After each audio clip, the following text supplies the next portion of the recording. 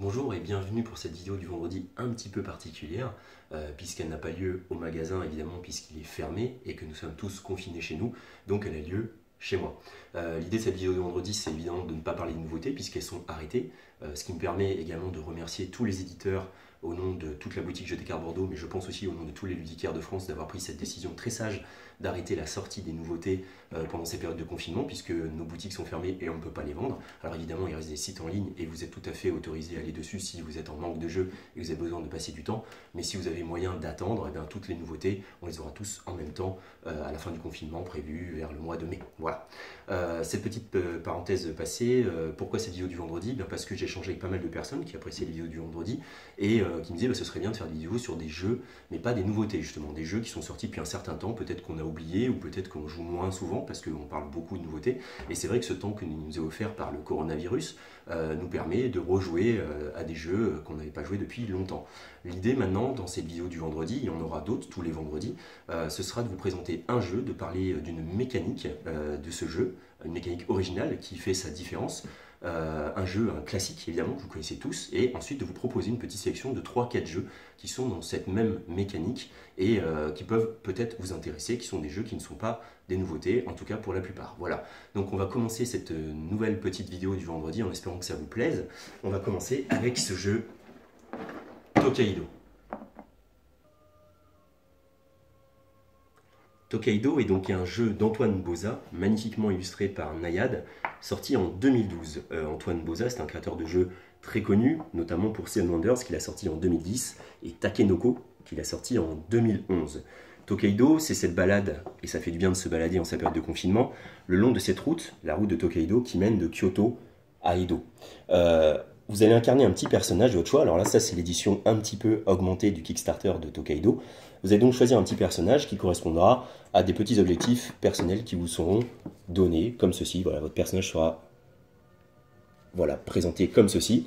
Et une fois ce personnage choisi, vous allez vous balader le long de cette route et puis vous allez faire des collections. Voilà, soit des collections évidemment de souvenirs ici, soit vous allez vous balader et puis vous baigner dans des rivières et rencontrer soit des petits singes, soit rien du tout. Vous allez aussi rencontrer des gens dans votre parcours et vous allez vous arrêter dans les refuges pour manger et faire donc des repas qui vous faudra être de toute manière différente. Voilà, tous vos repas devront être différents.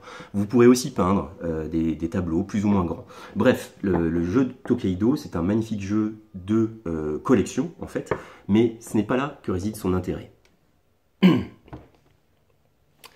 Tout l'intérêt de Tokaido réside dans cette piste que vous voyez ici, et sur lesquelles vont apparaître les différentes actions qu'on est capable de faire. C'est toutes ces actions que je vous ai énumérées plus tôt, celle de rencontrer des gens, celle d'aller se baigner, celle de prier au temple aussi, une action que j'avais oublié de parler.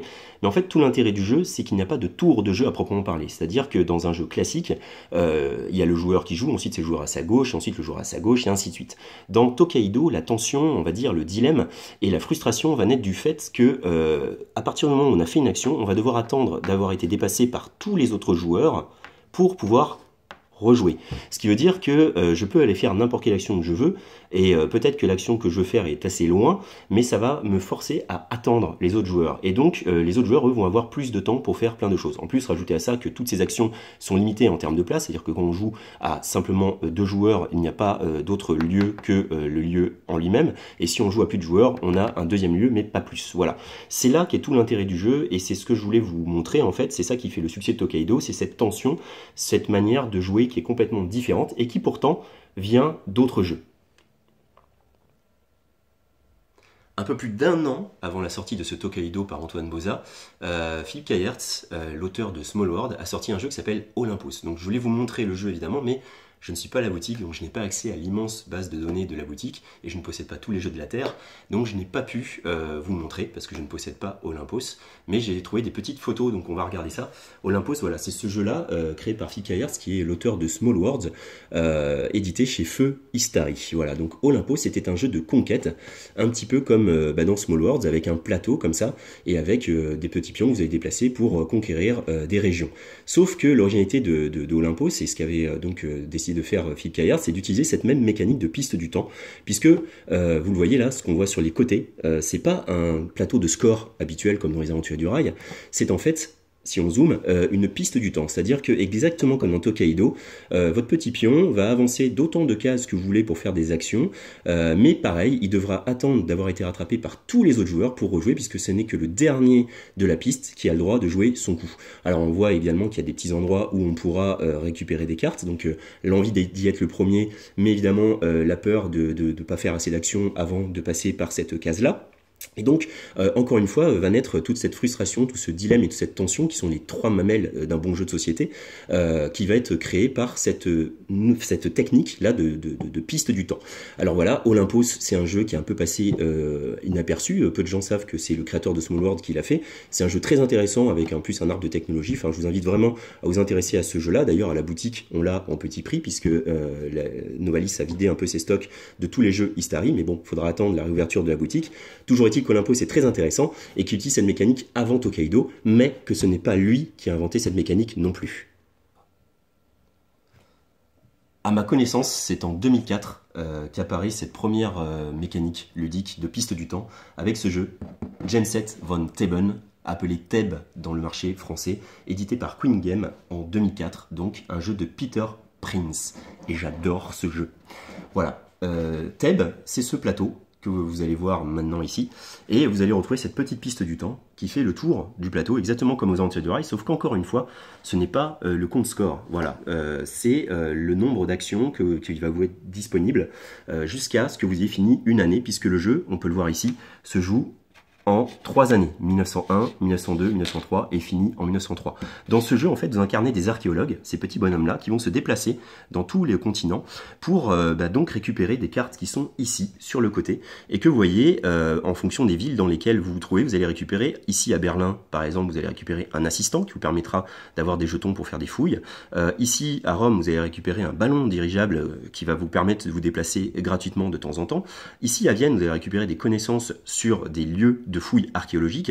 Et ici à Londres, vous allez pouvoir faire des expositions, des colloques, et également en bas de ce plateau, vous allez trouver des musées, par exemple à Vienne, ou encore une fois à Londres, ou à Paris, qui vous demandent de posséder certaines collections pour marquer les points indiqués. On retrouve d'ailleurs au passage cette mécanique qui est que à la fin de chaque tour, quand un musée est pris, hop, ça se décale comme ça, avec un nouveau qui apparaît. Ça, c'est une mécanique qu'on voit beaucoup et qui, à mon avis, était assez novatrice en 2004, en tout cas, puisqu'on parle d'une période il y a 16 ans.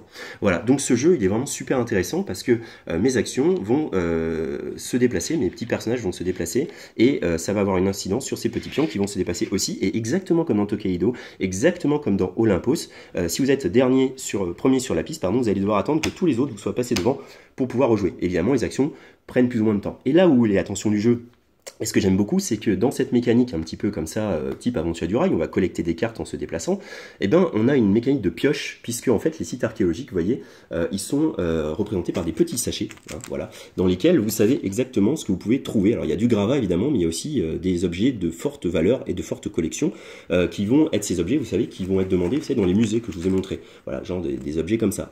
C'est un petit peu de chance évidemment, mais c'est un petit peu de probabilité aussi, parce que quand quelqu'un sera passé devant vous et n'aura pas trouvé parce qu'il aura eu que des gravats par malchance, vous saurez qu'il reste encore des numéros sympas à récolter. Mais là où c'est vraiment super sympa aussi, c'est que toute l'attention du temps va se retrouver sur ce petit, je sais plus comment on peut appeler ça, j'ai un trou. Ça va vous permettre de déterminer en fonction des connaissances que vous aurez accumulées, vous savez, ces fameuses cartes comme ça, des connaissances que vous avez accumulées et du temps que vous comptez passer à faire votre fouille. Et là encore, on parle de cette tension du temps qui va être générée, puisque plus je vais vouloir passer du temps sur une fouille pour piocher beaucoup de jetons, et plus évidemment je vais perdre de temps. Voilà, donc c'est vraiment ce jeu qui a amené cette mécanique. C'est un jeu excellent, Theb. Je ne sais pas s'il est encore édité, mais en tout cas je vous incite à faire... soit le retrouver dans votre cave si vous l'avez déjà eu, parce que c'est vraiment un jeu pareil qui est un peu passé inaperçu, mais qui a une super mécanique, plusieurs mécaniques mêlées, dont cette mécanique qui à ma connaissance en 2004 en tout cas est tout à fait novatrice, de dire voilà, ça n'est pas chaque joueur qui joue chacun son tour, mais les actions vont coûter du temps, et en fonction du temps que vous voulez investir, vous attendrez plus ou moins de temps que les autres aient fait leurs actions avant de vous retrouver, de pouvoir rejouer.